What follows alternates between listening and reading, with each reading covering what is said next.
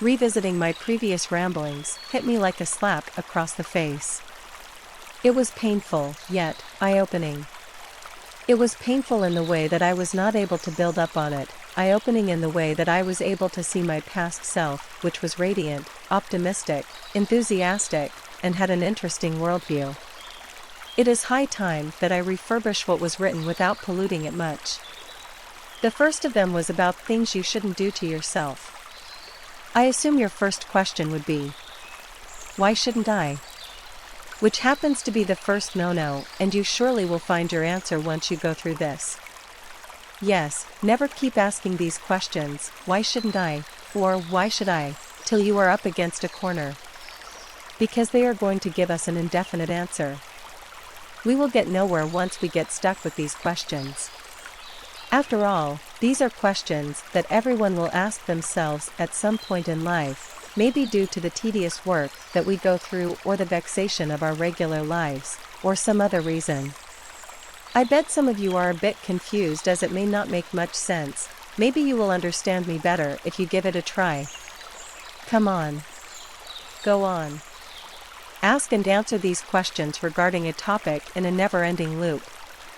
If you find answers for a better cause, then I'd be happy for you, but if you couldn't, you will find yourself in the oblivion of uncertainty.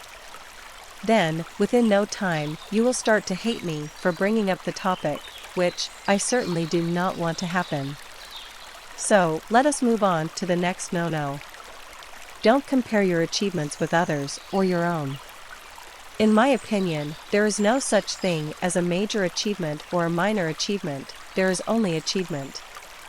Achievement is something that we can be proud of, right? But do you think there are achievements that can make us feel less proud or more proud? LOL. No. When we achieve something, we would feel happy from within. That is all that matters, throw everything else out of the window. Don't estimate your potential. It is probably something that can limit us from reaching greater heights. Whenever we face a challenge, if we keep thinking whether we are up to the task or not, then we are not going to take up the challenge in the first place. We never know what would happen unless we give it a try. Win or lose, just go for it. Where is the fun in taking up a challenge if you already knew that you were going to nail it or fail it? Here is a quote worth mentioning: you can try and fail, but don't fail to try. Don't fail though. Ha ha ha. Don't regret your decisions. Life puts us in certain situations where we have to choose a specific path from a bunch of options, or a decision that is a game changer. We may become successful in that path or may not. If we are successful, then it doesn't matter. But what if it goes the other way around? We will be plagued with the thoughts like, I should have taken the other path. Such thoughts are going to haunt us every moment, possibly for the rest of our lives. We don't know what would happen if we had taken a different path. We can't change the past, but regretting our decisions can affect our future, and certainly not in a good way. Don't dwell on the details of the past. In our lives, there will be certain moments that are phenomenal. Like, maybe the time when our mom cooks our favorite dish. The times when we had real fun and laughed to our heart's content without a care for the world. The things which were unprecedented. The things which we would want to happen again and again. Now, don't go back to those moments and ignore me. I am sorry to burst your bubble, but those things are not going to happen again, at least not in the same way.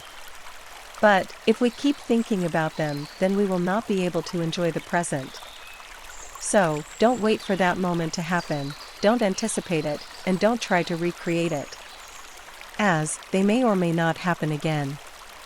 But, dwelling on it will leave a bitter taste in present, and we won't be able to enjoy either of the worlds. So, if we don't expect them to happen, then we wouldn't feel bad about it, and if it does happen when we are not expecting it, what better way is there to cherish that moment again than enjoying it with the sweet touch of surprise? Don't reason yourself. People tend to find a reason for something they want to do. Especially when they know they aren't doing the right thing. Reasons like, maybe one more wouldn't hurt. He deserves it for being a bully. She deserves it for being haughty. He deserves it for being poor. What not? These are nothing but excuses for us to escape the guilt of our actions or for being inconsiderate of others' plight. To top it off, it is highly addictive and contagious as well. We start with reasoning for simple things, and we will dig so far down the rabbit hole that we won't have a way back.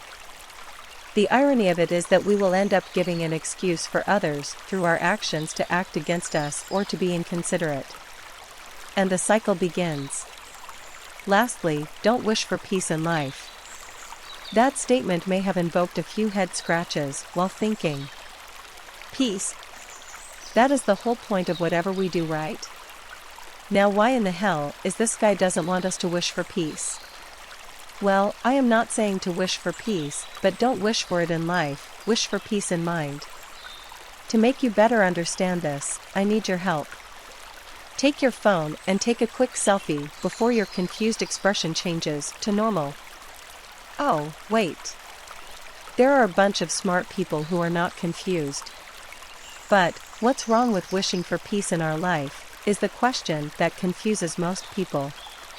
As the word confusion has come into the picture, I want to try and confuse you with a confusing statement and convince you that you are confused even though you are not confused, but most people get confused. If you are still looking for the confusing statement that I am going to say to confuse you, the confusion I have created till now to confuse you has made a confusing impact on my capabilities of confusing you, so I don't know whether or not if I've succeeded in confusing you, but I don't think that I can confuse you anymore, since I am pretty much confused myself. But if you are confused enough, you should take a selfie before your confusion wears off, since the confusion I tried to create is not much confusing to confuse you to the point that the confusion created would confuse you again and again as you think about it.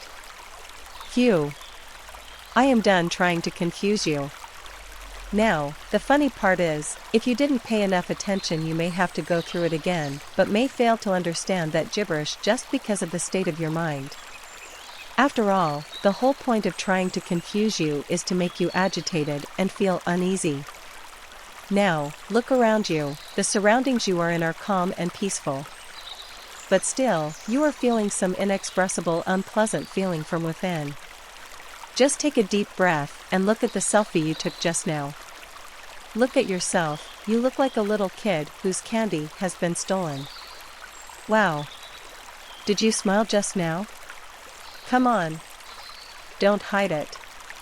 Don't expect me to tickle you. I hope that you have calmed down from the agitation. I suppose I have made my point. Your life was peaceful, wasn't it? Your surroundings were perfectly calm and beautiful, but you were not in a state to enjoy it. That is why do not wish for peace in life. No matter how peaceful your life is, you can't be happy if there is unrest within you.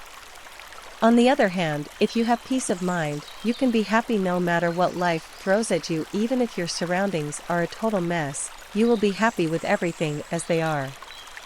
Also, I do not mean that if we wish for peace of mind it will happen like a miracle.